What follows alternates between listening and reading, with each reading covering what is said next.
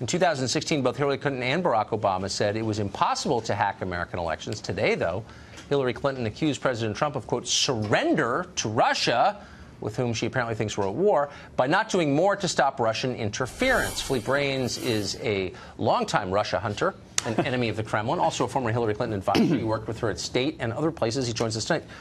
So, Philippe, how is Trump, like, what exactly specifically should Trump be doing against the Russians right now? Well, let me try it this way.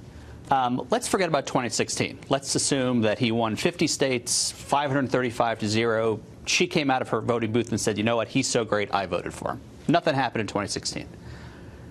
Let's assume for a moment that Donald Trump's CIA director, his director of national intelligence, and his director of the NSA testified before Congress and told him, presumably, that North Korea was attempting and planning on disrupting our elections in 2018 as a precursor to 2020. And they were doing so with the intent of disrupting the incumbents, and they might hurt House members who are incumbents.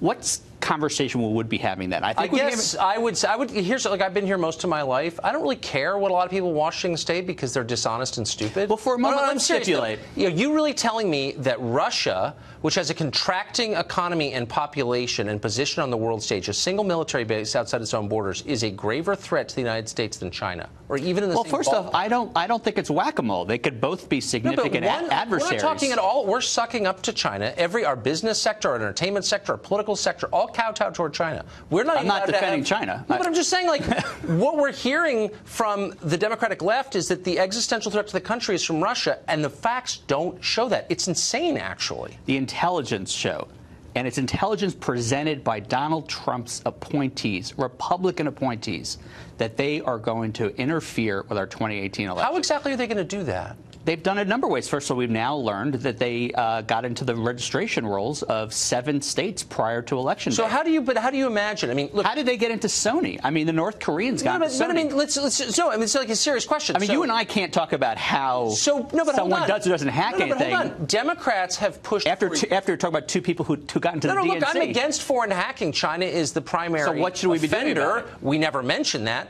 Democrats have pushed for years online voting because they think it will increase their share of the turnout, because it makes it easy and their voters don't like to get out of bed and go to the polls. So how can they still... I'm nodding, but I don't agree with that. Okay, but how can they still be pushing for online voting if we face this hacking threat from foreign countries? Why wouldn't we just use paper ballots? I don't think this is as simple as online voting. Who in the United States... That's not more vulnerable than paper ballots? Who in the United States is in charge of protecting us against China interfering with our elections? Even if it's hard, even if it's going to fail, who's in charge? Well, presumably you would think our captains of industry, of entertainment, Silicon Valley, our military, our State Department. Who's in charge of fighting opioids? I don't know. I mean, Kellyanne Conway. Okay. Look. Why wouldn't there be a White House coordinator? But what would he do? I guess that's what I'm saying. Or she. Okay, well, I'm actually using the broadly accepted pronoun that can stand for either one. But let's just say it was Mike Pence for a moment. Right. What he would do is he would do a number of things. First of all, he would take a whole-of-government approach. But specifically, you hit a good point, which is that this also involves the private sector. This involves Facebook. This involves Google. He could bring people together and they could share best practices. The first thing you would do is you would say no electronic voting, because it's vulnerable to foreign hacking. Yet Democrats are pushing electronic. Yes, you would. Of course, any system. I have a better source than you do. I wouldn't. No, I have better sources. And also I have common sense, which trumps all, which tells you that any system in which electronic data transfers between 2 points is vulnerable to hacking. Yeah, but all voter rolls are electronic already. Okay, but voting itself in states with paper ballots is safer than those that have electronic voting. Yet Democrats are pushing for electronic voting, even though they claim Russia's going to hack the election. How can that be?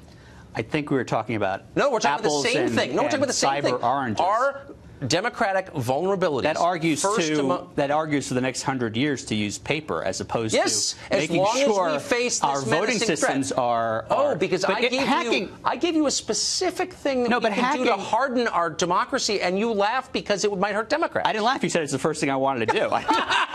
It's the obvious thing, but no one wants to do it. But let's set aside hacking. Let's just use the word screwing around or interfering. 20 seconds. Hit me with it. If it's interfering. Yeah. Let's just say they can't do it. Let's just say they're bad at it. Let's forget about 2016. I know you got the people over here in the Nothing Burger camp, and you've got the people over here in the Double Whopper with cheese camp.